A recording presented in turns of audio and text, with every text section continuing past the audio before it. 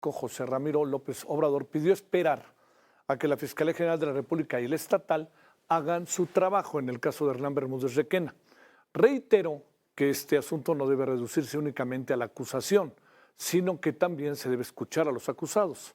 El secretario estatal insistió en que los tabasqueños deben confiar en la impartición de justicia y reiteró que no adelantará juicios sobre el futuro político de personajes como Adán Augusto López. Ante esto, la presidenta Claudia Sheinbaum reiteró que este proceso corresponde únicamente a la Fiscalía General de la República. Claudia Sheinbaum reiteró que el senador Adán Augusto López, exgobernador de Tabasco, se ha mostrado en la mejor disposición de declarar si es necesario. La presidenta insistió en que su gobierno no interviene en las investigaciones judiciales y que corresponde a la Fiscalía determinar si se cita o no al senador tabasqueño. Adán Augusto, gobernador de Tabasco cuando Hernán Bermúdez Requena era secretario de Seguridad en dicho estado, aseguró que no le preocupa lo que pueda declarar también el conocido comandante H o el abuelo. Dice que nunca recibió reportes ni advertencias que vincularan a Hernán Bermúdez con presuntas irregularidades. También descartó dejar el cargo como senador debido a la investigación de presunta asociación delictuosa. Bueno, lo entiendo todo lo que él dice, pero me pregunto todo lo que pasó.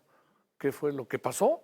Que ahora mire todo lo que pasó y no lo vimos, ¿no? ¿Qué pasó? Llamó la atención que Hernán Bermúdez reservó por 5 años su declaración patrimonial, argumentando que si se hiciera pública estaría en riesgo su vida. La clasificación de la declaración patrimonial del exsecretario de Seguridad de Tabasco está fechada el 9 de abril del 2024, 3 meses después de que presentó, les recuerdo, su renuncia al cargo. Bueno, recientemente la presidenta Claudia Sheinbaum pidió investigar cómo es que Hernán Bermúdez se fue descomponiendo. La presidenta añadió que Bermúdez Requena debe declarar en México para que se esclarezca todo. Bueno, pues dicen que estuvo declarando desde Tapachula, que ahí en Tapachula buena parte de la sopa la soltó. ¿Por qué? Pues recuerda que fueron 4 horas allí en Tapachula. Conversemos del tema y le agradecemos muchísimo, como siempre, a Sofía Huet, quien es especialista en seguridad. Sofía, gracias como siempre por tu participación. Muy buenas noches. Muy buenas noches, Javier, y pues muchas gracias a ti, aquí siempre a tus órdenes. Gracias. A ver, ¿qué primeras reflexiones te concita todo lo que está pasando con Hernán Bermúdez Requena, su detención, el tiempo que pasó en Tapachula, su llegada a México? Ahorita no sabemos nada, pero suponemos que está bajo un proceso de primeros, diría yo, interrogatorios. La presidenta diciendo lo importante es que está detenido, a lo mejor lo importante es que está detenido, pero lo importante es que nos digan de qué se trata, ¿no? Que eso es lo más importante, es el segundo paso. No hay segundo paso sin el primero y el segundo paso es importante. En fin, te diría, ¿cómo ves las cosas, Sofía? Pues de inicio, esta era una verdad en Tabasco e incluso entre las instituciones que estaba vigente. Yo te puedo decir que en una de las grandes ironías de cuando se habla de instituciones corruptas es que la Policía Federal documentó este tema en 2019 antes de que la desaparecieran. En los despliegues, en las áreas de investigación, era sabido que, por ejemplo, en el caso de Ulises Pinto, que se asumía como brazo derecho de Hernán Bermúdez, era quien controlaba directamente el tema de tráfico de migrantes, al grado, y por ahí justamente en alguno de mis textos de estos días, platico acerca de esta llamada que le hace a agentes de la Policía Federal para decirle que dejen esos migrantes porque son suyos, que él los está moviendo, y que cuando empiezan las indagatorias de Policía Federal comienzan también los bloqueos. También estos mismos agentes durante este despliegue en Tabasco pudieron comprobar que había no solamente agentes estatales, sino que el poder corruptor, que presuntamente, y aquí siempre utilizaría el presunto, en términos de respetar un proceso que está en curso, Hernán lo que hacía también era esta posibilidad de corromper a otras autoridades, y que en el tema de robo de hidrocarburos, pues una de las cosas que era evidente es que cuando existía el tema de traslapar el hidrocarburo, pues había incluso presente autoridades o agentes federales y locales también. Entonces, se puede entender que lo que hizo Hernán Bermúdez Requena fue una gran red de corrupción en la que les daba a todos a ganar y se los ganaba a todos, hay que decirlo claramente, a través de un tema de repartir dinero y de corromper autoridades. Eh, Buscó favores, buscaba allegarse de las voluntades de estos agentes federales federales y estatales. Él, hay que recordar que además fue titular de la Policía de Investigación de la Fiscalía Estatal de Tabasco y pues evidentemente ahí también tuvo una gran capacidad de conocer información. Prácticamente desde 1992 ha estado activo, estuvo activo, Sí, estuvo durante el periodo de 6 gobernadores, en donde creo que quienes hemos estado en el ámbito de la seguridad sabemos y conocemos que cuando el río suena es porque agua lleva. Yo creo que las obligaciones de todo, cualquier mando, llámese secretario de gobierno, gobernador, es siempre tener los ojos bien puestos en sus responsables de seguridad y justicia y también claramente decir que hay que escuchar lo que se ve. Y yo te digo que en el caso de Policía Federal estuvo documentado porque todo esto que comentamos quedó en tarjetas informativas que fueron entregadas a los mandos y que, bueno, ya lo que ocurre después, yo creo que ni siquiera a la propia institución le corresponde. Evidentemente esta información habría sido de mucho interés y habría probablemente evitado muchas de las circunstancias que vivimos, sí, pero también pues es el resultado que no se haya atendido del debilitamiento institucional. Una de las cosas que yo creo que siempre será lo más acertado es no poner siempre los huevos en la misma canasta, porque al tener una multitud de fuentes de claro. información te permite justamente tener más ojos, y eso fue lo Ujú. que en algún momento en México pues quedó minimizado, y pues creo que aquí está una de las consecuencias, que hasta que se da un quiebre al interior de la propia organización delictiva en la que pertenecían estos dos personajes que hemos mencionado, y hay un pico de violencia y hay un pico de homicidios Claro. por esta rivalidad, en donde entre ellos mismos hay una confrontación, entonces ya viene la preocupación de solicitar su renuncia al cargo, y pues ya después de algunos meses, él pues prácticamente renunció en enero del 2024 y hasta en noviembre de ese mismo año inician las carpetas de investigación por parte de la Fiscalía Local. Y hasta febrero del 2025 es cuando sale la orden de aprehensión, cuando él ya había salido del país. A ver, oye, déjame plantearte, Sofía, ¿puede un personaje de esta envergadura actuar tan aisladamente de las estructuras de poder político?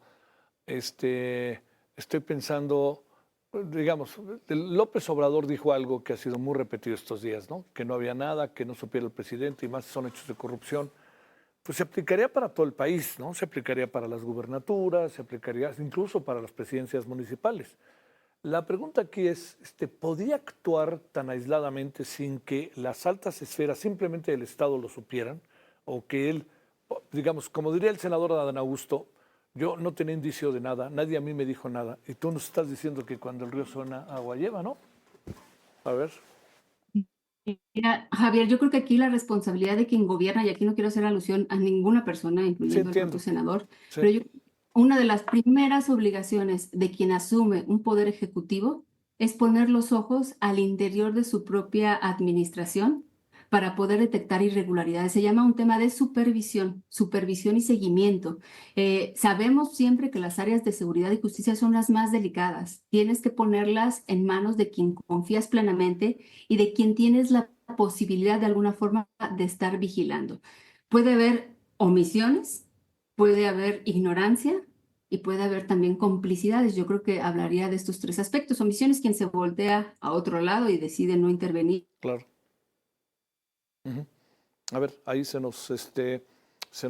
estamos, ya estamos de nuevo. Sí, Estamos. ahí estamos. Deciden no intervenir. Era lo primero que decía. Cuando Segundo, hay omisiones, ignorancia cuando no se comprende cuáles son las facultades de su cargo, y la tercera, complicidad cuando no quieres actuar.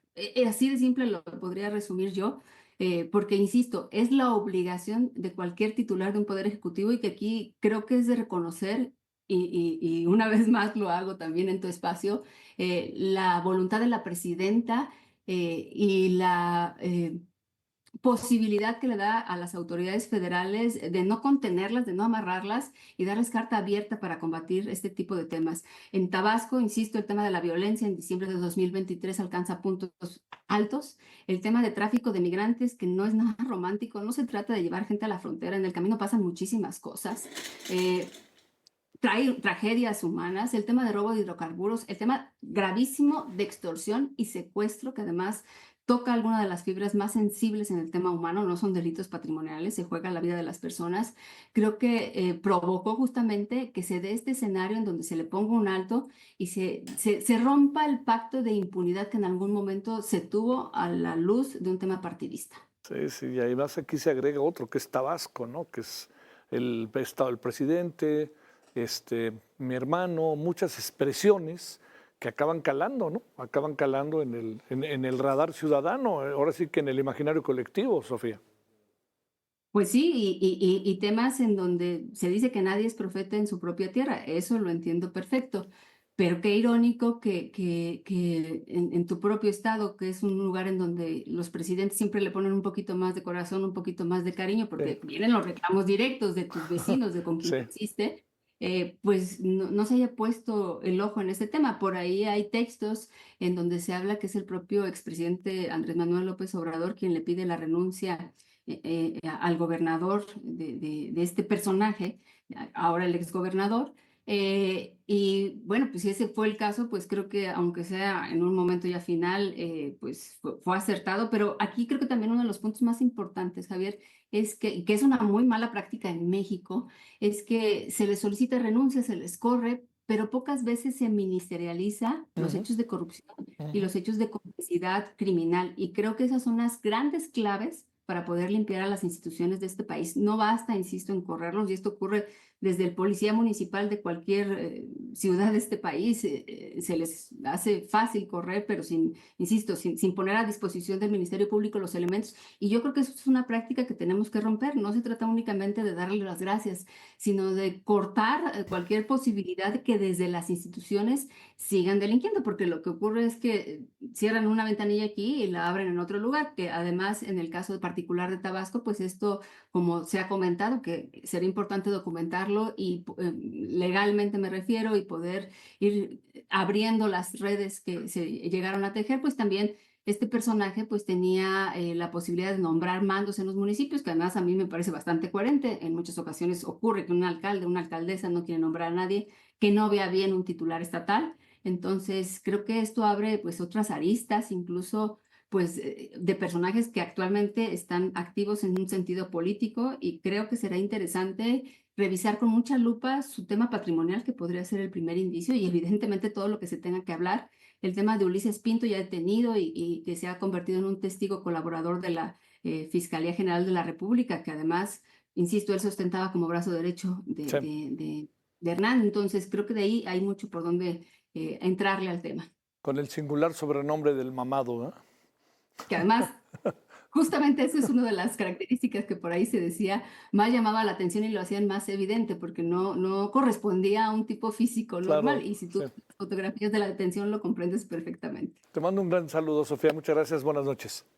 Igualmente, Javier, muy Hasta buenas luego. noches. Gracias, gracias a ti.